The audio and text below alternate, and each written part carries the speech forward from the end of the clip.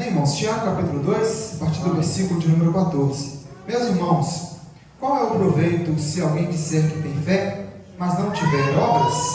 Será que essa fé pode salvá-lo? Se um irmão ou uma irmã estiverem com falta de roupa e necessitando de alimento diário, e um de vocês lhe disser, vão em paz, tratem de aquecer e alimentar bem, mas não lhe dão o necessário para o corpo, qual é o proveito disso? Assim também a fé, se não tiver obras, por si mesma está morta. Mas alguém dirá, você tem fé e eu tenho obras. Mostre-me a sua fé sem as obras, e eu, com as obras, lhe mostrarei a minha fé. Você crê que Deus é um só? Faz muito bem, até os demônios creem e tremem. Seu tolo, você quer ter certeza que a sua fé sem obras seu tolo, você quer ter certeza de que a fé sem obras é inútil? Por acaso não foi pelas obras que Abraão, nosso pai, foi justificado quando ofereceu o seu filho Isaque sobre o altar? Você percebe que a fé operava juntamente com as suas obras, e que foi pelas obras e que a fé se consumou, e que se cumpriu a escritura que diz, Abraão creu em Deus, e isso lhe foi atribuído para a justiça, e ele foi chamado amigo de Deus. Assim vocês percebem que uma pessoa é justificada pelas obras e não somente pela fé. De igual modo, será que não foi também pelas obras que a prostituta Raabe foi justificada, quando acolheu os emissários e os fez partir por outro caminho? Porque assim como o corpo sem espírito é morto, assim também a fé sem as obras é morta. Os irmãos podem estar se assentando neste momento. Nós iremos falar um pouco aqui acerca destes versículos que nós fizemos leitura. Irmãos, carta de Tiago, uma carta curta, poderíamos dizer assim, em relação à maioria das cartas que nós vemos no Novo Testamento. Nós vamos ver que, na sua maioria, as cartas escritas por Paulo, elas possuíam um objetivo, um destinatário específico. Paulo, ele escrevia as cartas e ele redigia essas cartas a grupos, a pessoas, a igrejas que estavam em cidades, locais específicos, na qual receberam por assim os seus nomes. Todavia, a carta que Tiago escreve, ele não tem um destinatário assim nomeado, um destinatário na qual ele estava enviando essa carta por colocar o seu nome. Assim, essa carta recebeu o seu nome e foi enviada às igrejas que a receberiam. E nós recebemos essa carta, poderíamos assim dizer, que nós estamos com essa carta em mãos aqui nesta noite. Nós vamos ver também que, diferentemente da forma em que Paulo escrevia, Paulo ele era, vamos dizer assim, mais expressivo. Ele falava de um assunto de uma forma mais extensa. Ele falava num contexto geral, fazia uma aplicação, e assim, dentro daquela aplicação, ele trazia uma doutrina. Tiago, ele não vai fazer essa aplicação tão extensa, mas nós vamos ver, se os irmãos quiserem e tiverem essa oportunidade, eu já convido os irmãos a fazerem isso. Leiam uma carta que Tiago escreveu, esses poucos capítulos, os irmãos vão entender a quantidade de ensinamentos que nós temos em poucos capítulos e versículos. Cada versículo que nós lemos tem um ensinamento profundo, tem um ensinamento extenso dentro destes. E não diferente disso, nós estamos aqui no segundo capítulo, e falando um pouco sobre a fé sem obras, ela é morta. Esse já era um problema que Paulo tinha tratado quando ele escreveu a carta aos Efésios, em que a igreja estava com um certo problema, em que eles estavam pensando, ou este problema estava crescendo, em que as pessoas, por partir da lei, entendiam que a salvação, de que o reconhecimento, de que o se aproximar de Deus estava atribuído às obras. Assim, Paulo vai escrever dizendo que não é meramente por esforço humano, não é pelas nossas mãos que nós alcançamos a salvação, mas que é através da graça de Deus sobre as nossas vidas que nós tivemos acesso a essa redenção, tivemos acesso à salvação, e assim nós possamos, através dessa graça, mas não por meio das obras, nos achegar até Deus. Então, resumindo o que Paulo estava dizendo, que não era pelas muitas esmolas, pelo muito doar, pelo muito sacrifício humano, que o homem adquiriria a salvação, mas essa foi entregue, foi alcançada a nós, foi oferecida a nós, simplesmente através da graça de Deus, no seu infinito amor, em que Ele nos salvou, sem que nós fôssemos merecedores. Se nós parássemos por aí e lêssemos Efésios, nós poderíamos, de certa forma, ficar um pouco acomodados, então, em relação a isso. Uma vez que eu não sou salvo pelas obras, uma vez que as minhas obras não me levam para mais longe, para mais perto, em relação à salvação para com Deus, e que é infinitamente a obra da graça, então eu posso descansar, uma vez que a fé, ela chegou até mim. Agora que eu conheço a fé, agora que eu professo em nome de Cristo, agora que eu confessei a Jesus como o meu Salvador, eu vou descansar até que se cumpra a plenitude do tempo em que Deus me determinou nessa terra, seja para a minha morte, ou seja para que a vinda gloriosa de Cristo se manifeste, o arrebatamento da igreja, hoje na minha fala, e assim eu venha alcançar a salvação. Mas quando nós vamos para o segundo capítulo da carta de Tiago, parece que nós temos aqui uma contradição naquilo que estava sendo dito, porque Paulo vai dizer que pelas obras nós não somos salvos, não alcançamos a salvação, e Tiago agora está dizendo que a fé sem obras, ela é morta, e de que é impossível dizer que eu tenho fé se essa fé ela não for acompanhada de atitudes que comprovam ou que vão bater no carimbo de que essa fé minha, ela é uma fé genuína, ela é uma fé verdadeira. Então, na verdade, Tiago ele não estava entrando em contradição acerca daquilo que Paulo escreveu, mas Tiago agora estava trazendo um sentido mais amplo, um sentido completo acerca de uma confusão que poderia ser entendida de forma equivocada acerca daquilo que Paulo estava dizendo, que é pela graça que nós somos salvos. Então, nós temos que tratar primeiramente o que é fé.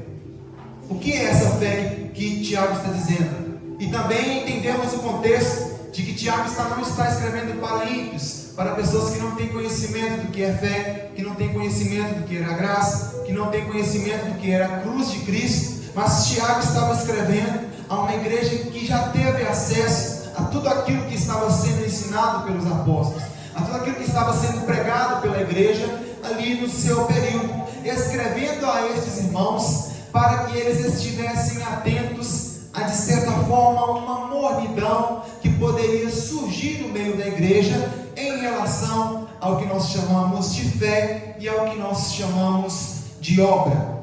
E quando nós falamos acerca disso na missão, isso foi cantado e falado aqui nas oportunidades.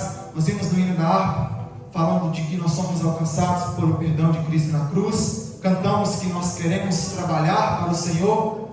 Cantamos aqui com a banda Eis-me Aqui, para que o Senhor possa me enviar. Ciclo de oração também cantou Quem vai dizer Eis-me Aqui, Senhor. Os jovens também cantaram, as crianças. Então, quando nós falamos sobre culto de missões, os hinos, a palavra, o louvor, é sempre voltado a isso. Mas quando nós paramos para ler a letra desses hinos, nós vamos entender que 90% daquilo que nós falamos acerca de missão está falando sobre uma ação, está falando sobre uma posição, está falando sobre um tomar uma atitude em relação àquilo que está sendo falado. Então vamos primeiramente acerca da fé. Essa fé que Tiago estava dizendo era aquela fé que estava sendo ensinada, aquela fé que estava sendo pregada. Vimos aqui também o pastor Carlos citando Mateus capítulo 10, na qual os discípulos vão receber essa missão de ser enviados a proclamar o Evangelho, de que o reino de Deus estava chegando. E eu tenho total certeza, e aqueles que não conhecem estarão ouvindo sobre isso, a fé que nós temos é essa, de que Deus, Ele olhou para a humanidade, e o homem ali no jardim do Éden, ele virou as costas para Deus, traiu a sua confiança, o desobedeceu, mas lá em Gênesis Deus já havia feito uma promessa, de que para a redenção do homem, Ele enviaria um, e esse nós conhecemos e sabemos que é Jesus, que nasceria de mulher, para que através deste, a cabeça da serpente, ou aquele que enganou o homem ali no jardim, Satanás, ele feriria o calcanhar, ou seja, esse homem que nasceria e cresceria, ele seria ferido, ele seria morto, mas que ele esmagaria a cabeça da serpente. E nós cremos nessa fé, e nós entendemos essa fé, de que Jesus, ele nasceu sim de Maria, nasceu de um nascimento milagroso. Amém, tá vendo? Fazendo igual o pastor continua, às vezes a gente bola a língua um pouquinho, mas os irmãos estão familiarizados com a palavra. E através desse nascimento virginal, então Jesus vem agora fazer parte da história e do povo e da terra e do plano que ele mesmo criou. E nós vemos isso em 1 João, onde ele vai dizer que o verbo ele estava com Deus, o verbo ele era Deus, mas ele se fez carne e habitou entre nós. E nós cremos também que este mesmo Jesus, ele confirmou o seu ministério, ele cumpriu as profecias que precisavam ser cumpridas e cumprirá algumas ainda na sua vida, e quando o reino completo for estabelecido. E nós cremos também que este mesmo Jesus morreu por nossos pecados na cruz, e de que ele foi sepultado, mas que no terceiro dia ele ressuscitou. Cremos também que este mesmo Jesus, após ressuscitar, apareceu aos seus discípulos, apareceu a muitos, pregando e ensinando de que a missão dele havia sido cumprida, mas que era necessário ainda um período, e que ele enviaria o Consolador, subiria aos céus, e que o Consolador seria para nos consolar, para nos confortar, para nos guiar, para nos manter no caminho, ensinando que Jesus era o caminho, atestando em nossos corações que tudo aquilo que aconteceu foi e é verdade, e de que um dia ele voltaria para nos buscar. Esta é a fé que nós professamos. Este é o Cristo que nós pregamos. Um Cristo que transforma, um Cristo que salva, um Cristo que muda, um Cristo que não muda o homem apenas naquilo que é exterior. Não é pegar um homem que está ali no barco. As irmãs falaram uma passagem sobre isso no seu livro. Alguém que está ali bebendo e aparentemente parece estar feliz, parece estar bem de vida, mas quando nós vamos parar para conversar com essa pessoa, a vida dela está uma verdadeira miséria. Essa pessoa está se lamentando e ela está ali naquele lugar simplesmente para que ela possa, de certa forma, tentar esquecer, através da bebida, através dos prazeres carnais, através das drogas, aquilo que tem acontecido na sua vida. E nós vamos até essa pessoa e nós anunciamos o Evangelho e nós pregamos a Jesus, e através do poder maravilhoso da palavra e através do Espírito Santo, muitos de nós que estamos aqui nessa noite éramos estes que estavam antes no lamaçal do pecado, antes no mundo, mas que agora, através da graça de Deus, fomos alcançados e aqui estamos perseverando nesta fé. Então, quando Tiago vai falar sobre fé, era disso que ele estava falando, era deste Cristo que ele estava falando, era dessa fé maravilhosa que ele estava falando. Mas Tiago agora vai chamar a atenção da igreja em relação a esta fé que estava sendo exercida por estes irmãos. Tiago ele vai usar um exemplo muito claro aqui para nós, onde ele vai dizer: qual é o proveito se alguém disser que tem fé, mas não tiver obras? Então vamos lá, nós acreditamos e cremos e experimentamos disso, da transformação do nosso caráter, do novo nascimento que nós temos ali citado por João no seu capítulo 3, quando Jesus está ali dialogando, e ele vai dizer que é necessário nascer de novo. Esse nascer de novo não é um nascer de novo de forma física, nascido de mulher, mas Jesus vai explicar que é o nascimento do Espírito, ou seja, uma transformação do nosso caráter. Então nós desfrutamos deste novo nascimento, nós desfrutamos dessa transformação do nosso caráter, onde outrora nós poderíamos estar aí no mundo satisfazendo as nossas vontades, sem controle dos nossos desejos, planejando cada dia mais, arquitetando cada dia mais, satisfazer os desejos dos nossos olhos, a concupiscência da nossa carne, invejando, sendo maus, irando, odiando. Mas como o Espírito Santo, ele veio até a nós através da palavra de Deus, através seja de um culto, através seja também de um missionário, de alguém pregando a palavra, essa palavra entrou em nossos corações, e o Espírito Santo nos convenceu do quanto nós éramos ou somos pecadores, e o quanto nós carecemos do amor infinito e misericordioso do nosso Deus. E essa fé entrou em nosso coração, e nós cremos naquilo que estava sendo pregado, e nós entendemos que é aqui que nós temos que estar, para que quando o nosso Jesus voltar, o Rei dos Reis voltar para buscar a sua igreja, nós estejamos assim preparados para recebê-lo como uma noiva com vestes brancas, o seu noivo. E nós recebemos esta mensagem, abraçamos, e aqui nós estamos nesta noite, sentados aqui para ouvir a palavra de Deus, unidos para louvar em uma só voz, crendo que a qualquer momento, no abrir e fechar de olhos, nós seremos arrebatados e levados aos céus, para que assim nós possamos estar com o nosso Deus. Mas esse versículo vai nos chamar a atenção de forma tão milagrosa e esplêndida, que vai ser chamando-nos a atenção justamente acerca disso. Olha, nós estamos aqui sim, nós cremos sim nessa fé maravilhosa, nós tivemos acesso a essa sabedoria, essa graça maravilhosa, que muitos não tiveram acesso, ou que muitos rejeitaram. Mas o que nós temos feito com aquilo que nós recebemos? Qual tem sido o resultado da transformação que o Espírito Santo produziu no nosso caráter?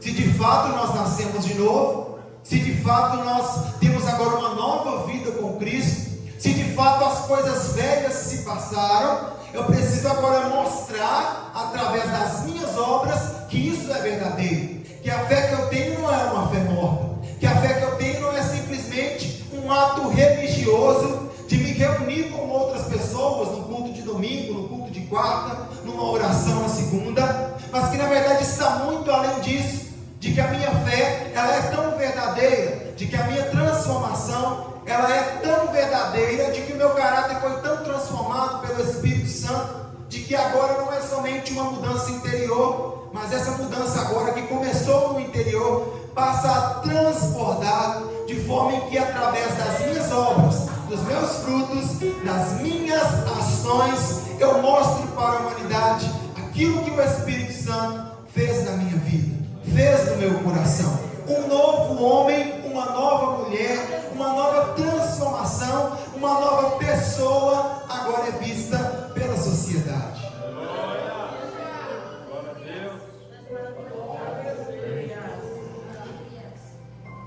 Então, Tiago, ao escrever isso para nós temos que prestar bastante atenção nisso, para que a nossa fé, nós venhamos nos enganar, pensando que está vivendo uma fé verdadeira. E nós vamos perguntar: como eu vou saber se a minha fé é verdadeira? Como eu vou saber se verdadeiramente eu fui transformado? Como eu vou saber de que aquilo que eu recebi através da palavra, através da mensagem, através de alguém me evangelizando, é verdadeiro no meu coração? Então Tiago vai trazer a resposta. Olha, a fé, ela só é uma fé viva, ela só é uma fé verdadeira quando esta fé é demonstrada em obras. Esta fé, ela precisa ser movida por ações, por atitude. Tanto é que na maioria dos casos, ou poderíamos dizer 90%, 80%, de tudo aquilo que vai ser ensinado em relação à missão, a fazer algo, é atribuído o termo labor, o termo trabalho, o termo ceifar, porque isso fala de quê? De colocar as mãos para fazer algum serviço, para cumprir alguma missão. Então uma igreja que verdadeiramente está vivendo a fé genuína, a fé pregada pela Bíblia, é uma igreja que sempre está em movimento, uma igreja que nunca está parada. E nós vamos ver através de tantos exemplos na palavra de Deus, qual que é a importância dessa reunião que nós fazemos, qual que é a importância da oração, qual que é a importância do derramado do Espírito Santo. Quando nós vamos para Atos capítulo 2, vocês nos conhecem de cor esta passagem, quando os discípulos estavam ali reunidos em um só propósito, orando a Deus e aguardando a promessa que Jesus fez de que iria para o Pai e enviaria o Consolador. Os discípulos ali em uma só voz, em uma só oração, reunidos, eles estavam aguardando manifestar. E agora, quando o Espírito Santo ele desceria e ele cobriria aquele povo, e agora fortaleceria a igreja para cumprir algo. Então aqui nós já temos um primeiro ponto para nós destacarmos. Qual que é a primeira questão? Nós muitas das vezes cantamos belos hinos dizendo: Espírito Santo, vem a mim, ou me encha. Não que não tenhamos o Espírito Santo, mas pedindo mais a presença do Espírito Santo. E nós cantamos: venha como fogo, venha como no dia de Pentecostes. Mas nós nos perguntamos: para quê? Para que o Espírito Santo vai nos encher? Para que nós receberemos a capacitação do Espírito Santo? Então a pergunta que aparece para nós é: estamos orando, estamos pedindo, estamos clamando ao Espírito Santo para quê? Qual que foi a missão? Qual que foi agora a resposta dos discípulos após ali aquela manifestação gloriosa em que o Espírito Santo agora vai descer a pedido do Filho do Pai para habitar dentro de nós? Qual foi a resposta disso? Os discípulos, depois daquele culto maravilhoso, se poderíamos chamar assim, cada um vai para a sua casa, vai lá fazer a janta e deitar e esperar mais um período para se levantar. Um vai pescar, outro vai vender, outro vai trabalhar. Nós vamos ver que na verdade não foi isso que aconteceu. A capacitação que os discípulos receberam do Espírito Santo foi para que eles pudessem fazer algo, trabalhar algo, agir em relação a algo. E nós vamos ver que através daquilo que Lucas escreveu, Pedro, cheio do Espírito Santo, e nós estamos falando de um homem leigo, um homem que era um pescador, um homem que poderíamos aplicar, não tinha um conhecimento, uma oratória digna de as pessoas olharem e ficarem maravilhadas, mas que agora, através de Pedro, cheio do Espírito Santo, um homem simples, um pescador, agora mais de 3.000 almas vão se converter a Jesus. Então, quando a igreja clama pelo Espírito Santo, clama pela presença de Deus, clama por poder, este poder, esta presença, ela precisa ter um resultado. E o resultado deste poder, desta capacitação, deste revestir do Espírito Santo, é justamente para que a igreja possa exercer aquilo que nós temos como fé. E é por isso que Tiago vai dizer: olha, a fé que vocês têm sim é maravilhosa, e vocês entenderam o chamado, mas isso não pode ficar preso dentro do pote. E eu não estou entendendo. Leiamos Mateus capítulo 5, onde Jesus vai dizer que nós não acendemos uma luz ou uma lamparina para que nós possamos colocar uma bacia ou algo para cobrir aquela luz.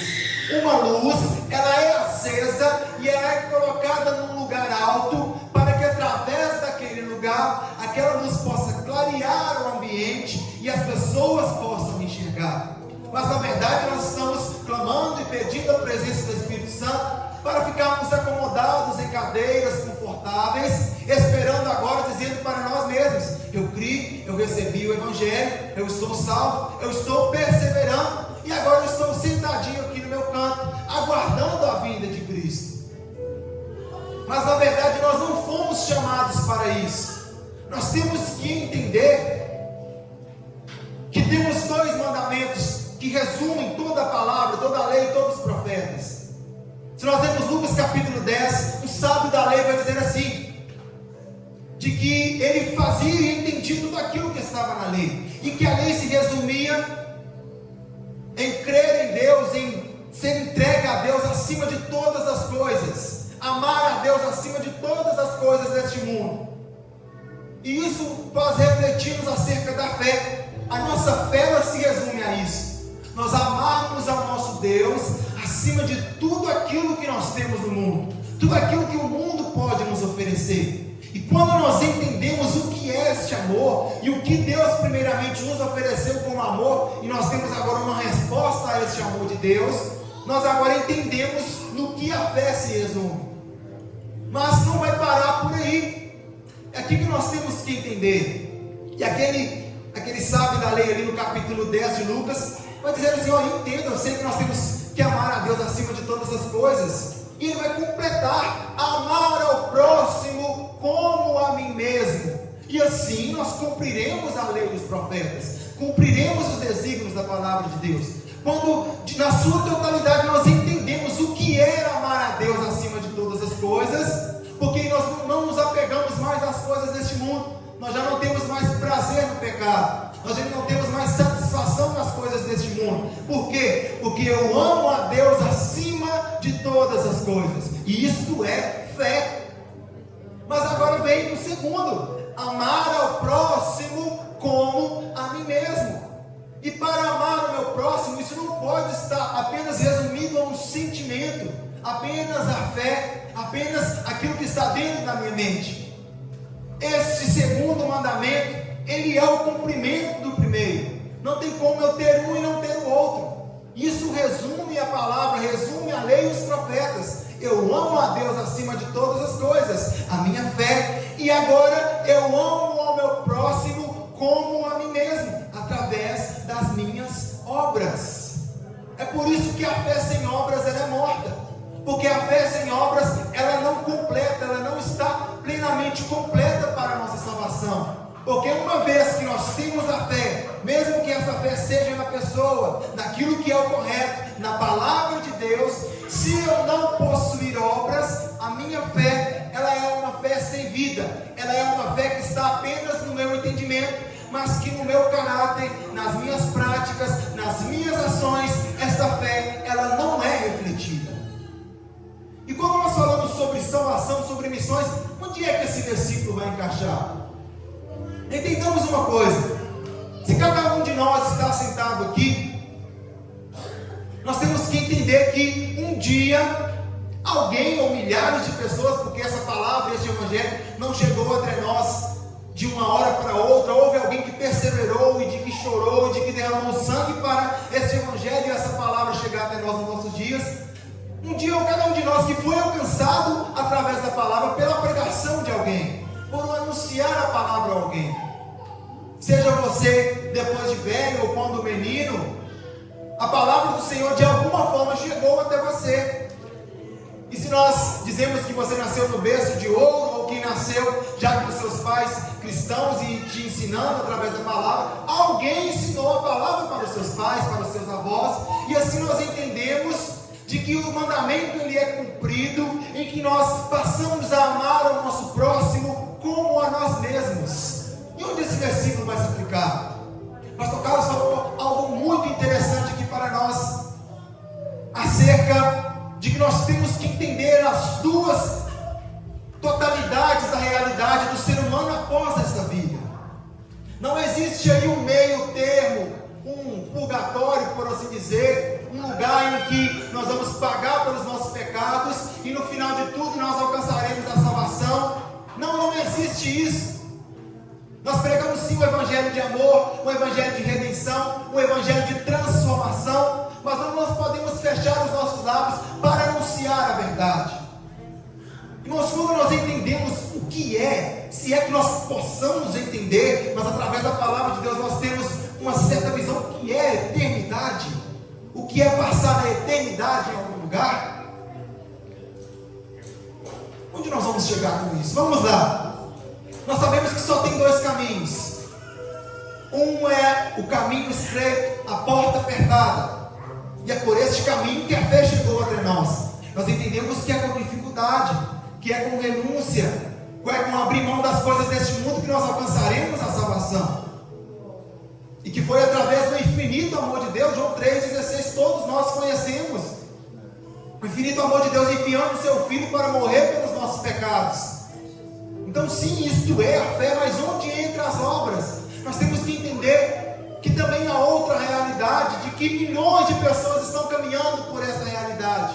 E esta realidade é o caminho largo, a porta larga, o caminho fácil de ser acessado. E qual é este caminho? É o que as pessoas estão vivendo aí pelo mundo. Um caminho de facilidades, um caminho que não há cobrança, um caminho que não há transformação, um caminho em que eu planejo o que eu quiser, independente de qual seja aquilo que eu estou planejando, eu concretizo o meu planejamento, eu concretizo o meu desejo, eu concretizo a minha vontade, sem levar em consideração as consequências daquilo que eu estou fazendo. E onde é que o segundo mandamento, que é amar ao próximo como a mim mesmo, e esse versículo de Tiago que nos diz que a fé sem obras é morta, vai encaixar nisso?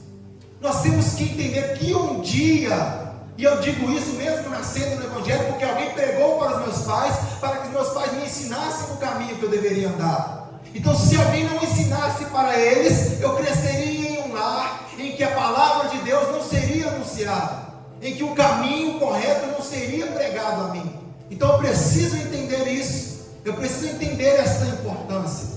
E onde é que essas obras vão chegar? porque nós temos acesso à verdade. Nós sabemos que há só dois caminhos, e sabemos que nós estamos através da palavra de Deus, trilhando por este caminho que é difícil, que é apertado, que requer de nós renúncia acerca das coisas deste mundo, mas que é um céu de glória nos esperando. Mas nós também sabemos que milhões de pessoas estão caminhando pela porta larga, pelo caminho fácil, pelo caminho largo, e agora nós temos a verdade em nossas mãos. E o que nós fazemos? Eu estou bem demais, já alcancei a salvação, o Evangelho já chegou até mim, o Evangelho já chegou até a minha família, agora é esperar, agora é aguardar a vinda de Cristo. E nós agora ocultamos as nossas mãos em abraçar o nosso próximo. E surge a pergunta: que amor é esse? Que amar o próximo é esse? Que nós vemos uma pessoa perdida no mundo das drogas, no mundo da bebida, uma pessoa sofrendo na sua casa, com a sua família, seja depressivo, uma pessoa viciada nos prazeres que o mundo pode oferecer, e nós temos conhecimento da palavra e nós não fazemos nada. Que amor ao próximo é esse? Eu vendo o meu irmão, eu vendo o meu próximo a caminho do inferno, e eu fecho a minha boca em pregar o Evangelho, e eu conheço a verdade, e eu sei o caminho, e eu acessei a porta apertada. É difícil isso, né, irmãos? Mas isso é o resumo de uma fé morta, uma fé que não tem obras. Tanto é que Jesus já adiantou: aquele que se envergonhar de mim, ele também vai ser envergonhado na frente do Pai. O que é se envergonhar? É quando nós vemos a oportunidade, é quando nós vemos a chance de anunciar a alguém o Evangelho, a salvação, a redenção, e nós não fazemos nada. Quando nós continuamos lendo Lucas capítulo 10, irmãos, entendamos isso. Sabe o que Jesus vai dizer?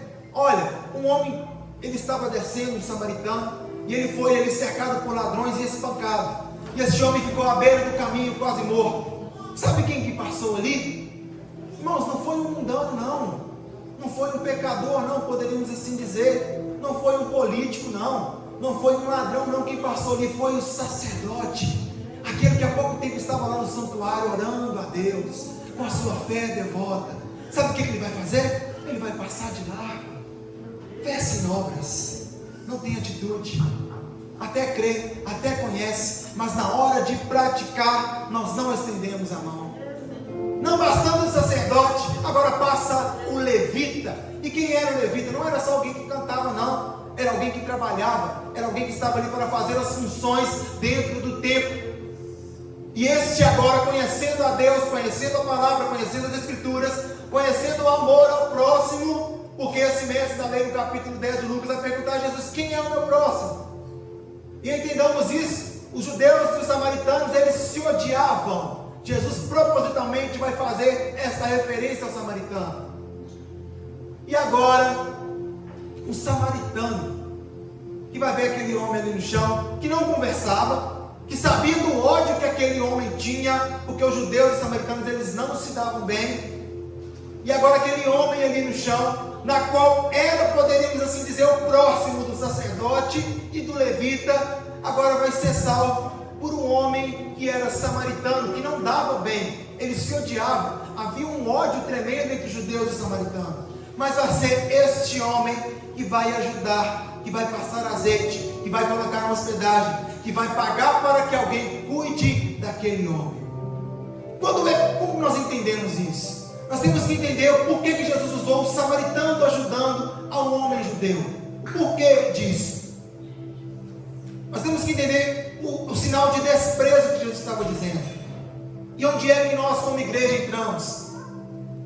As pessoas que a sociedade mais detesta, as pessoas que a sociedade mais despreza, as pessoas que a sociedade, que o povo, que os homens dizem serem santos, mas que passam de largo, são esses que é o nosso próximo, são esses que precisam do nosso abraço. Jesus vai dizer: olha, não precisa de médico aqueles que estão saudáveis, aqueles que estão bem de saúde, necessitam de médicos aqueles que estão doentes. Mas nós queremos selecionar quem nós vamos pregar o Evangelho. Queremos escolher quem nós vamos pregar. Quando na verdade o Evangelho está sendo oferecido justamente àqueles que estão doentes. Justamente àqueles que estão afundados no lamaçal de pecado. Mas nós queremos passar de lá. Queremos passar de longe. E não bastando isso, Tiago ainda vai chamar-nos a atenção acerca de algo mais profundo aí acerca das obras. Então, primeiramente, nós temos que entender que nós não podemos negligenciar a nossa responsabilidade. Irmãos, como igreja, nós vamos ser confrontados de diversos pecados, e esses são os que mais nós nos preocupamos: a mentira, o adultério, a fornicação, a idolatria, a lascívia, os desejos impuros. Sim, nós repugnamos quando vemos pessoas fazendo isso, mas nós temos que entender que há um pecado que está no nosso meio e que muitas das vezes nós fechamos os nossos olhos para ele. E qual é esse pecado? Aquele que sabe fazer o bem e não o faz, está cometendo pecado. Aquele que pode ajudar, aquele que pode oferecer um escape para alguém, uma ajuda para alguém, uma mão para alguém, um abraço para alguém, o Evangelho para alguém, não o faz, está pecando. E nós queremos fugir daqueles pecados que são escandalosos, mas nós temos que entender que perante o nosso Deus, assim os pecados que possuem uma consequência desastrosa, mas pecado é pecado, independente do que seja.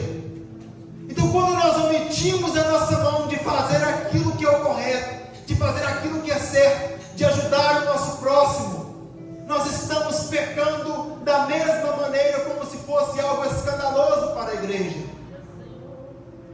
E isso é uma fé sem obras, uma fé morta. Como que eu vou pregar um Deus de amor, um Deus de misericórdia, um Deus de perdão, se eu não amo, se eu não sou misericordioso, se eu não perdoo? Como se dá isso? Que fé é essa? Em que o meu caráter não é transformado e que eu não reflito a pessoa de Cristo através da minha vida. E não bastando isso, ele vai chamar-nos a atenção acerca de algo mais profundo. Muitas das vezes nós levamos o Evangelho e nós sabemos que essas pessoas precisam de alguma coisa. Nós falamos, vá com Deus, se aqueça e se alimente. Mas Tiago vai dizer: que fé é essa?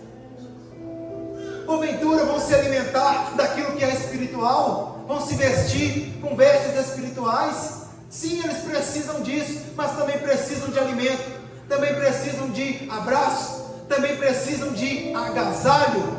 E este é o verdadeiro Evangelho, um Evangelho completo, em que não é apenas aquilo que eu sinto, não é apenas o meu caráter, não é apenas na minha fé, mas eu coloco tudo aquilo que eu aprendi agora em ação. Eu coloco as minhas mãos para trabalhar. E é isso que identifica, o que caracteriza uma igreja verdadeira, uma igreja que está vivendo a palavra de Deus. É uma igreja que está sempre em movimento. Nunca estão satisfeitos com o que estão fazendo, num sentido bom. O irmão Thierry citou aqui 4 cestas. Poderíamos ter 5, 10, 15, 20 cestas. Tem pessoas precisando delas, mas nós estamos preocupados com nós. Nós estamos preocupados com as nossas panelas cheias, com aquilo sobrando para nós. E tem alguém dizendo: ao Senhor, alguém poderia trazer uma cesta aqui em casa, está precisando.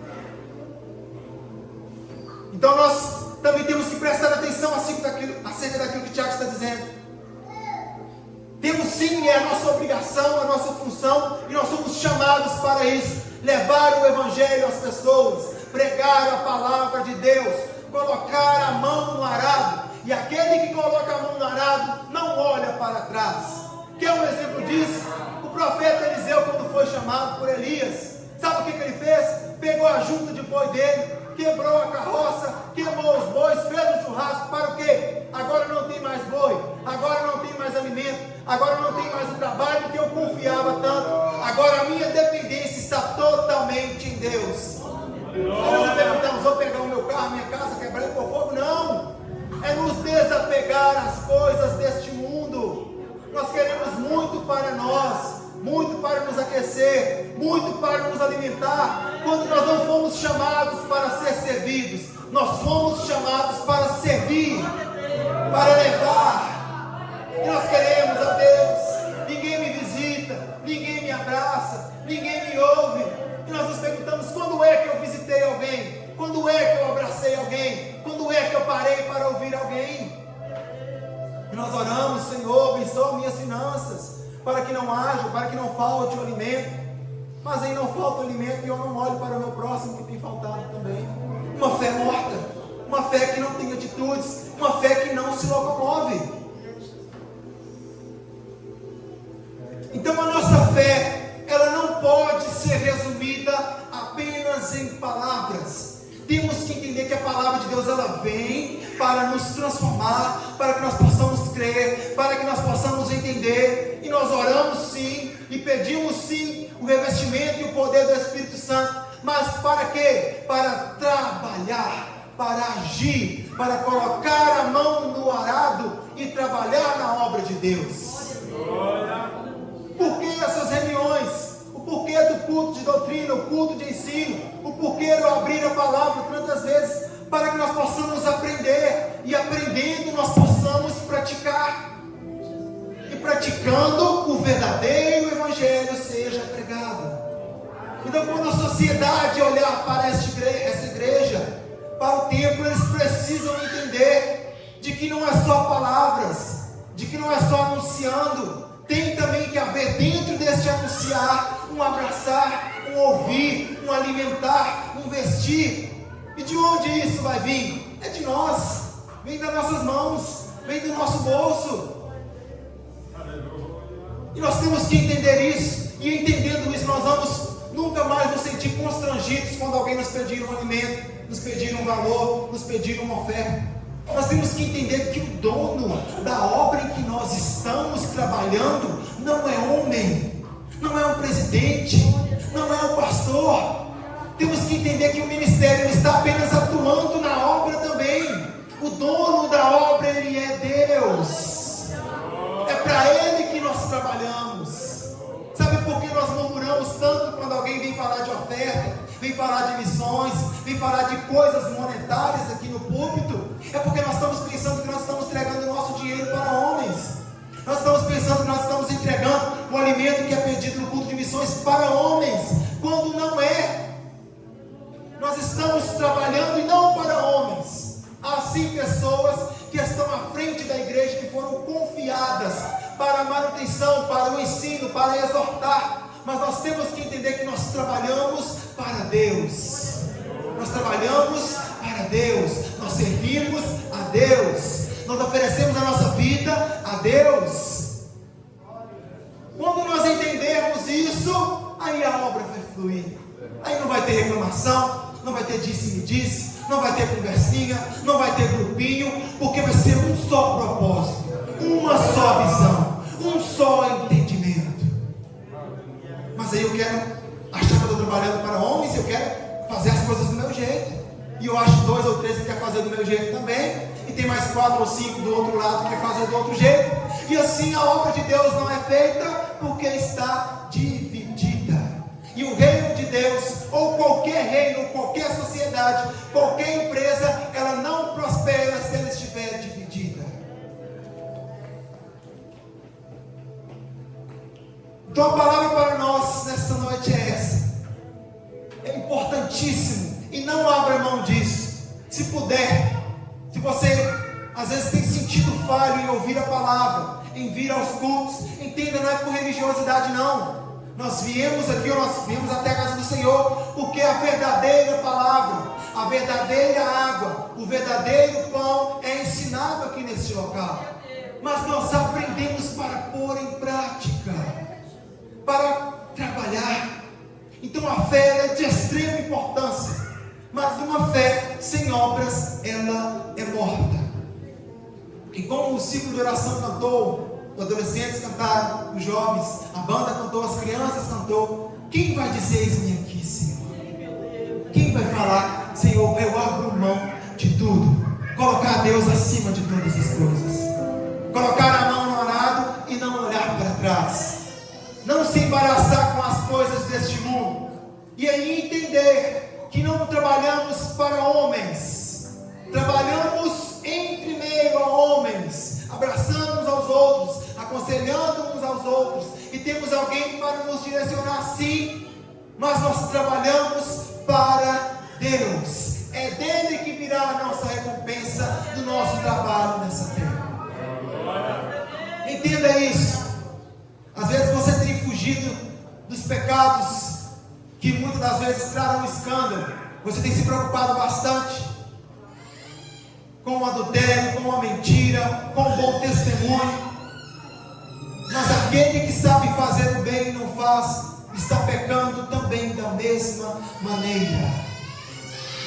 Então a palavra para nós esta noite é que nós coloquemos a mão no arado. E o que é amar o próximo como a nós mesmos? É saber que aqui em Papagaios, cidade tão pequena, tem milhares de pessoas caminhando a passos largos para o inferno. E está na nossa responsabilidade anunciar o Evangelho a estes. Então que nós venhamos colocar a mão no arado. Vai dar calo na mão, vai ter suor, vai ter desgastes, mas nós estamos trabalhando para Deus. E quando Jesus voltar, nós receberemos do nosso Rei a nossa recompensa. Que Deus abençoe a cada um dos irmãos em nome de Jesus.